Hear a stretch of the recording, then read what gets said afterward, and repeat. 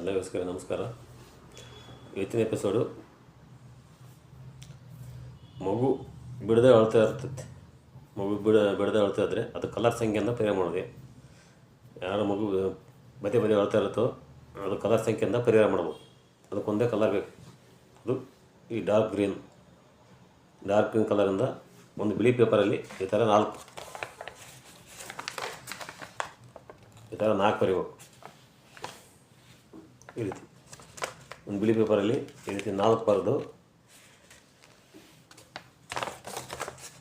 ಈ ರೀತಿ 4 ನಂಬರ್ ಬರೆದು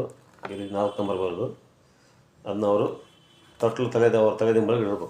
2 ದಿನ ಅಷ್ಟು ಸಾಕು. ಈ ರೀತಿ 4 ಡಾರ್ಕ್ ಗ್ರೀನ್ ಕಲರಲ್ಲಿ ಬರೀಬೇಕು. ಈ ರೀತಿ ಒಂದು ಚಿಕ್ಕ ಪೇಪರಲ್ಲಿ ಬರೆದು ಅವ್ರ ತಲೆದಿಂಬ ಅಡುಗೆ ಇಟ್ಟರೆ 2 ದಿನ ಅಷ್ಟು ಸಾಕು. ಅವರು ಪದೇ ಪದೇ ಅಳ್ತಾ ಇರೋದು ಸಂಪೂರ್ಣವಾಗಿ ಗುಣ ಆಗುತ್ತೆ.